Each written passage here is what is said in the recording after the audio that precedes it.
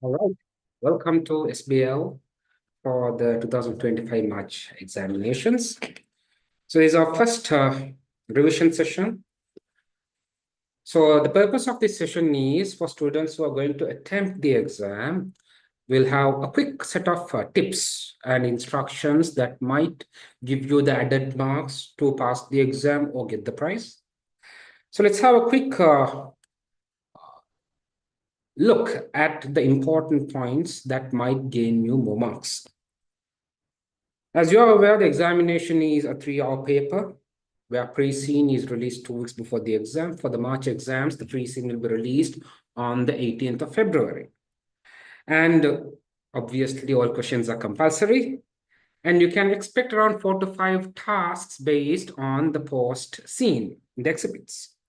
And keep in mind, 20% marks are awarded for professional marks. I am obvious that all of you should be aware of the marking scheme.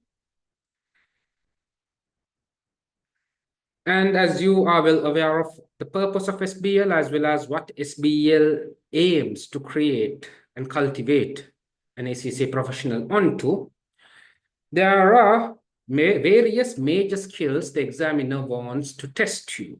Keep in mind, each task will test one core skill. It can be on testing a student's communication ability because as leaders, communication is vital. You are aware of that in organizations, in reality, one of the major concerns that had exaggerated problems, that had kept conflicts unresolved is due to inefficiencies in communication. That's why communication is very important. The clarity of communication, the way you communicate, I am sure that you would have learned about how effective communication should be. Communication is basically where a message is passed between parties. So you have to make sure as a leader, you use proper communication in the relevant context. communicating using a letter, an email, a report, a briefing note, and even it can be presenting through a slide. There are differences in terms of how you present the data, the tone, the language, the content. So as a leader, you need to cultivate these skills. Next is about commercial acumen. I would say this is one of the major skills that is expected from students. You should have the business acumen. In very simple terms, your response should be more or less an application to real world scenario. Rather than you memorizing theories, models, memorizing content, we want you to be able to understand the situation of the organization and respond reasonably practically. So that logical, that rational, that practical response is what is expected by the examiner. Your analysis skills. Next is about your professional skepticism. I would say this would be amongst the top 2 skills that students must cultivate throughout this module, keeping aside the examination. Professional skepticism, in simple terms, is where you should not purely trust the data presented to you. You can't always question every single data. Obviously, your subordinates, as a leader, you have subordinates. They would find the data, they would present the data. You might outsource certain services to research agencies to collect data. So these data that you receive, obviously, is what you have to rely on. But you should not blindly trust. Any areas in the data that sounds problematic should be healthily questioned. That's what professional skepticism. Because in today's world, amongst the large amounts of data, big data, there are both accurate and inaccurate data mixed up. So as a decision maker, you should have the judgmental ability to have concerns of data that sounds a bit fishy. So you can't outright reject without any evidence, but when data mismatches, you should be able to identify that, okay, there's something that does not sound right.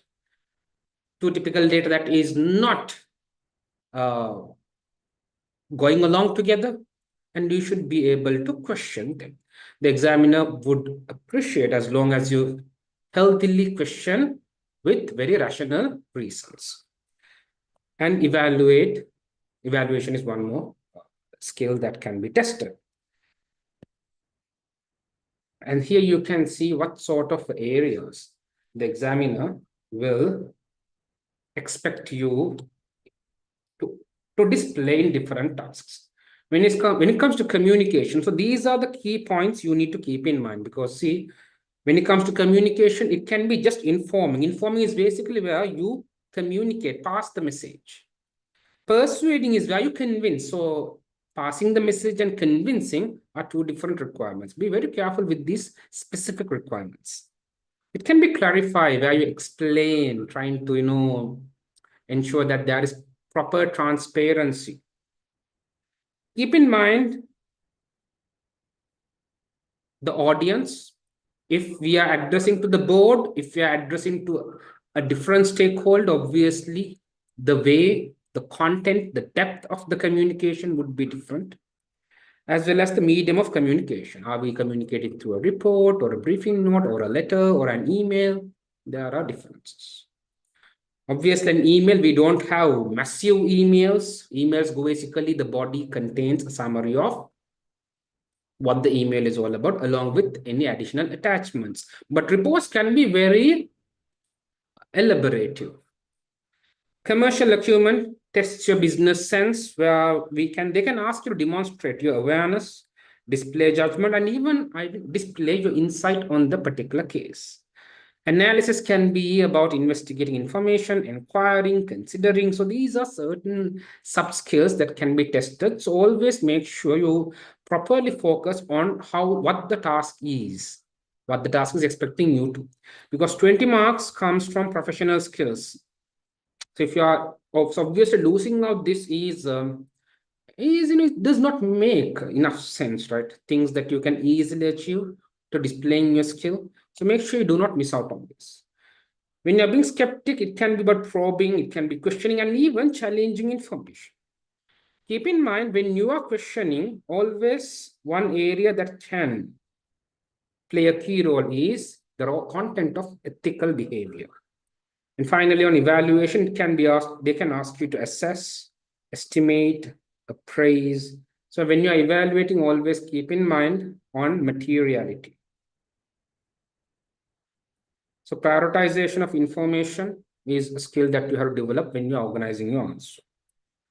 So that's a bit about 20 marks for professional skills that you could basically obtain as long as you pay sufficient focus on.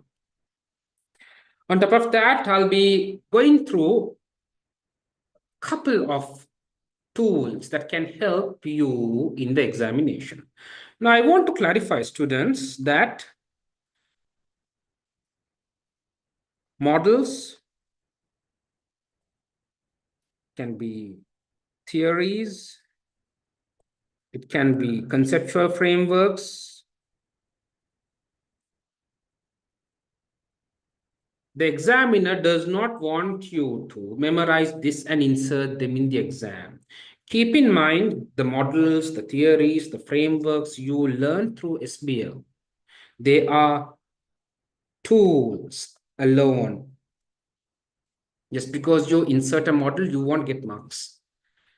Because unlike other papers, SBL aims to ensure to what extent can the student respond in the given scenario rationally and practically.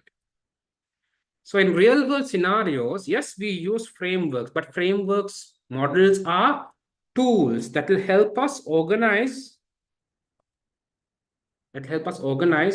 our evaluation,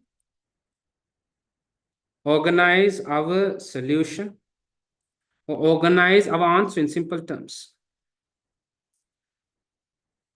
These models, theories, frameworks are not mandatory, keep in mind. Unless the examiner asks, most tasks, he will never state out which model to use and whether a model should be used. Keep in mind, these models, theories, frameworks are supplementary tools. What matters at the end of the day is, did you understand the requirement and were you able to give a proper solution or a proper analysis? Now, to make sure your analysis or your evaluation is objective,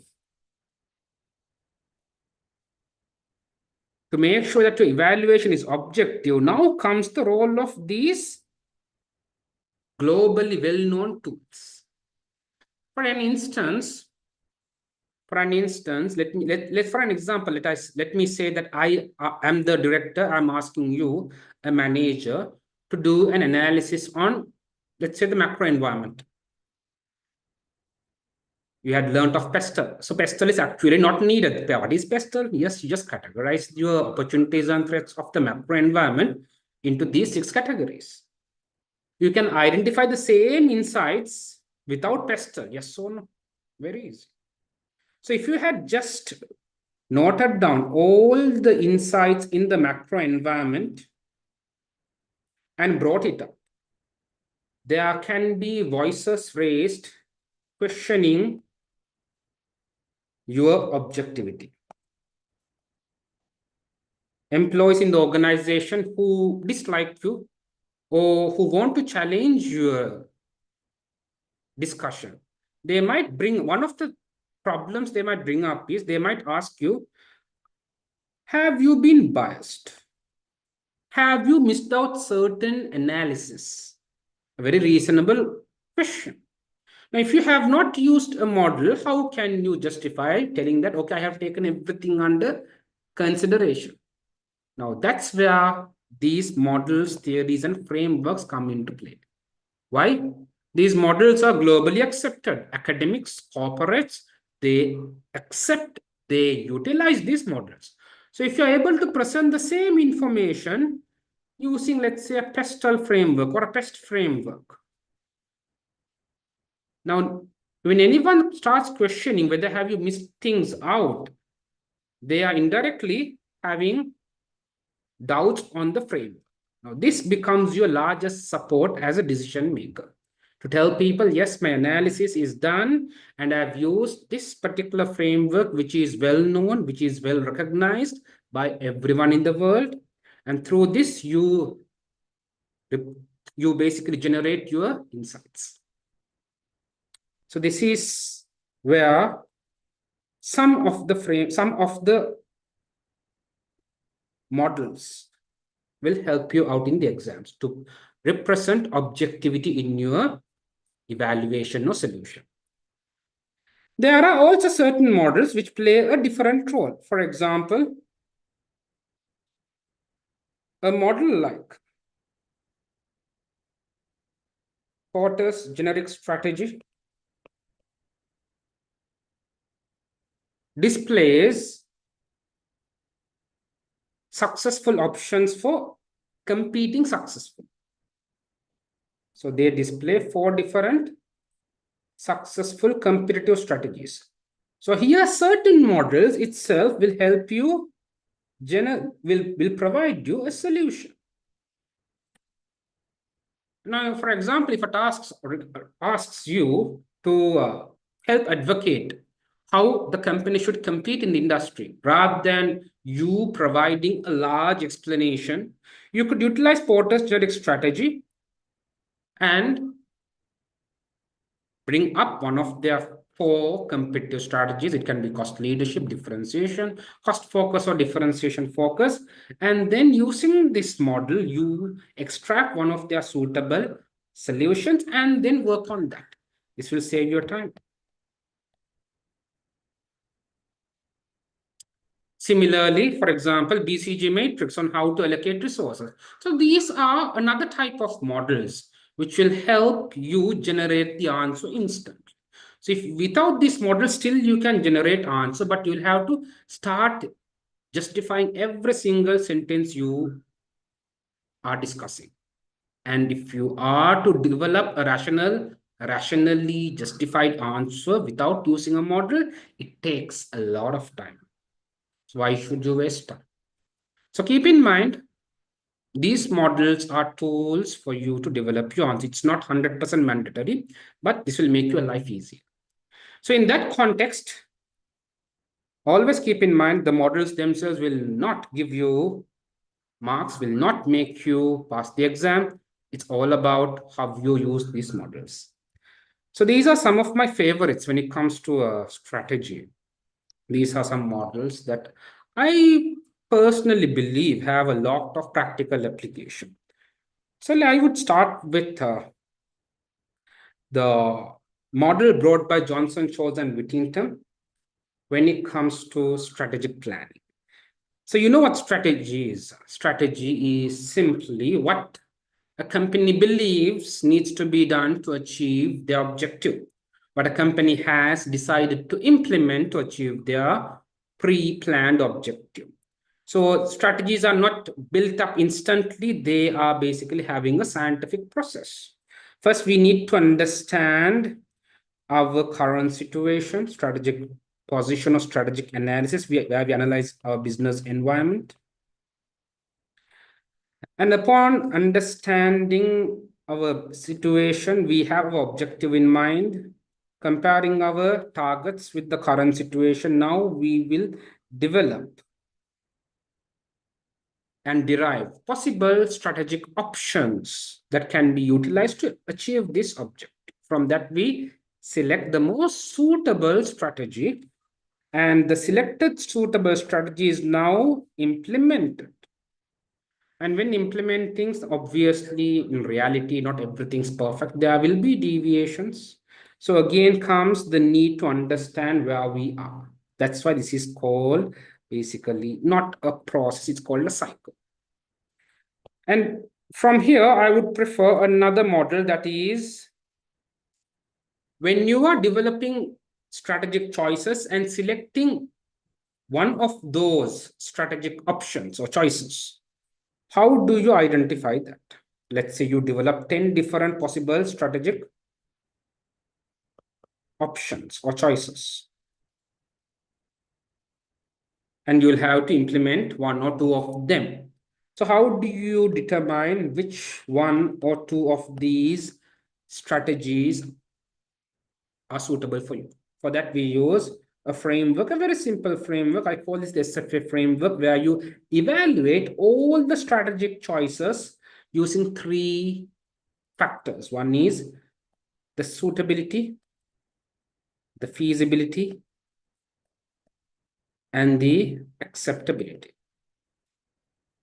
So as a decision maker, I basically have a lot of priority on these two simple models. One is the strategic planning process, as well as the second one is how to evaluate strategic choices. Evaluating every strategic option based on suitability, feasibility, and acceptability. Suitability is testing whether if I implement this strategy, will I achieve my objective? Feasible, do I have the resources to implement this? Acceptable, is this strategy in line with the company's values, vision, mission, direction? Will this be accepted by the board and stakeholders? A very simple model, but has a lot of involvement in decisions, because at the end of the day, every decision a company makes is a choice. Every single decision, no matter what circumstance, they are part of the strategy. Decisions are not taken blindly, it's taken to achieve an object. So evaluating these strategic choices is a no. So for examination purpose, I would love you to have a very sound understanding of these models on understanding the strategic position when it comes to environmental analysis, internal and external analysis. And then there are some commonly known, well-known strategies. It can include both Porter's generic strategy, a model used to identify successful competitive strategies. Bowman's strategy clock, which is an alternative to Porter's generic strategy. Porter's value chain, which is used to identify how to create value. So these are 9 activities that will create value. And any activity that does not fall into these 9 are non-value adding activities, where we can remove inefficient efforts. And also, if we understand that we do not have sufficient focus on one or more of these activities, that's where we have to put more effort on, because the higher the value, that means the higher the customer will appreciate our product. Value network, Porter's value 5 forces, which is used to understand the profit potential of the industry, to determine whether should we invest in an industry, as well as should we continue the current operations in an existing industry. Porter's diamond. Ansoff growth matrix, another pretty important model which shows us growth strategies. When a company wants to grow itself, these are possible avenues they could look into to grow themselves, from market penetration to product development, market development, or even completely move into different markets through diversification. Again, as I said before, this is one of the models that I personally prefer, would be of utmost help to in the examination, where you have to evaluate strategic choices. This can be given in any context. For example, a director has a proposal and he thinks that his proposal is possible to be implemented, and they ask your comments, evaluate based on SFA. Is it suitable? Is it feasible? Is it acceptable? If all three are providing a go sign, then it's implementable. Because why? It achieves the objective. It is practical. It is practical and acceptable in terms of values, in terms of the strategic method. It is totally acceptable by the current business and stakeholders. So there's no reason for us to reject. So similar to this, we in the syllabus, we in the curriculum look at many spaces. So I would basically focus more on areas like ethics, corporate governance, as well as the involvement of IT, like big data, like the role of cloud computing, usage of IT facilities in the organization context, because these are areas that can mean a lot in today's business world. And the same is for the examination. Now, keeping this aside, I would next speak about how I would recommend you to plan for your exams. Obviously, many of you would have a very sound understanding of what you had learned in the curriculum. Now, once your pre-scene is released, for example, let's say this was the pre-scene for the December 2024 examination. Once you receive your pre-scene, an approximately 10-page audit. I want you to properly read through this, and it's safe if you have your own note. Why should you have a note? Some would ask, okay, sir, why not I mark, write, highlight on the case itself? That's possible. There is no wrong way here. There's no, as people say, there is no one best strategy. But as a tutor, I would recommend you go through, you can highlight, you can scribble. And I want you to be able to create a proper mind map related to the pre-scene. Now, when it comes to pre-scene, another misconception students have is they always say, okay, some of them say, sir, is pre-scene important? Because once you go to the exam, you get the post-scene, the exam exhibits and the task. And the tasks are directly related to the exhibits. So they are like, sir, is pre-scene really important? It is important. Yes, you have the task. The tasks are related to the exhibits, and the exhibit will provide direct content that will help you do the task. But the context, the circumstance of the organization is not known in the exhibits. The circumstance of the organization is known in the pre-scene.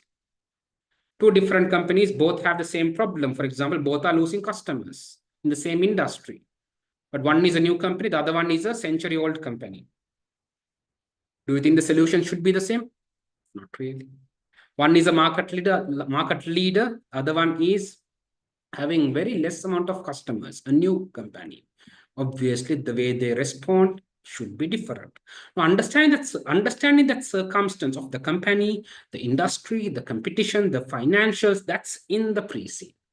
So even though for the tasks in the examination, you look at the exhibit to find direct information, you always should keep in mind the context, the circumstance the organization is in, because you are now a decision maker, a senior personnel. You will be in the position of a consultant, an advisor, or even maybe a director. So at that time, you cannot make narrow-minded decisions. You need to understand overall context and then take proper decisions. For that, having a proper understanding of the pre-scene, understanding of the company, the industry, the market, the competition, and the financials is pretty important. For this, I would love to do a SWOT. So I would recommend you read the pre-scene and then note down in a word pad the main information you feel is important. It can be good stuff and it can be bad stuff. So what I do is I do something like this. I read and orderly I note down about the information of the organization, the industry, the product itself, the client revenue, about the clients, the risks, technological innovations, KPIs. So I have not added any of my personal notes here because this is directly understood from the pre-scene, and I have written it in a very concise way where I will be able to recall. So I note down this completely.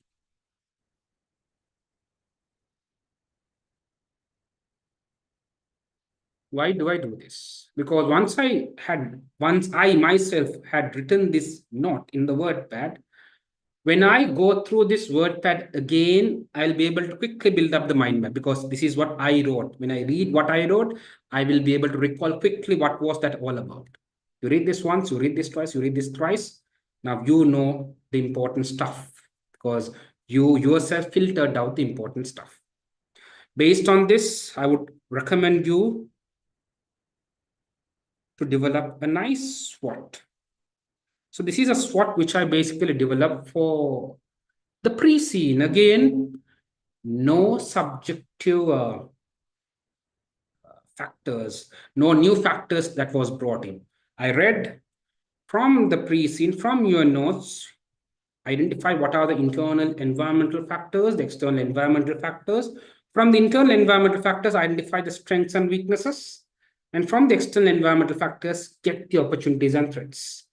And now, after I had created a mind map through reading my notes, now I develop a SWOT. But based on that, now I can have a clear understanding of what the company's strengths are, what the company is doing better than competitors. So using strengths, you should be able to exploit opportunities. You should be able to grab opportunities. You could use this to negate threats. Weaknesses, areas that can create risks for the company, areas that needs to be improved. Opportunities, things that can greatly benefit the organization if exploited, and threats, things that pose a risk to the organization. So these are the major findings, takeaways I take from the pre-scene. So I would always recommend my students, please try out this, because if you go to the exam properly having a clear mind map as well as identifying the major factors that are unique to the company, these could be factors that you can also add to the final answer. So this is a practice I basically recommend my students. And through this, you can also identify possible concerns, because the examiner specifically stated, do not try to forecast the questions. Forecasting questions is good, but the problem is if you try to forecast the tasks and in case you get different tasks, I don't want you to be unsettled in the examination. Okay? Forecasting is fine, but the problem is in the examination, in the professional levels, you forecast, you trust your forecast, but you go there, you see a different task that can create an unsettlement. However, you can have an idea of possible critical areas, concerns based on your SWOT. The next thing, the final thing I want to communicate with you is the examiner has specifically stated students do not bring information that is not provided in the case. If you had observed in all past papers on SBL, the industries that are taken are quite unusual niche industries. I remember there were many past papers where the industries included a football club. We love football, professional football, but only a few of you would have worked for such an industry. There was an industry where the industry was on a vet business, vet industry, veterinarian industry. Again, how many of you had worked there?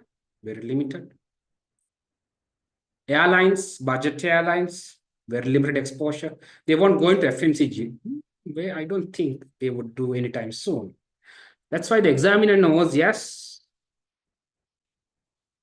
those who would have personal work experience in such industries will have an advantage. But the examiner ensures that those students who have no experience in the industry provided will not have a disadvantage, because whatever you want to know is given in the pre-scene. If you are new to the industry, don't worry. What you know, what you want to know about the industry is given in the pre-scene. And the examiner has strictly stated, you should only take information provided in the pre-scene.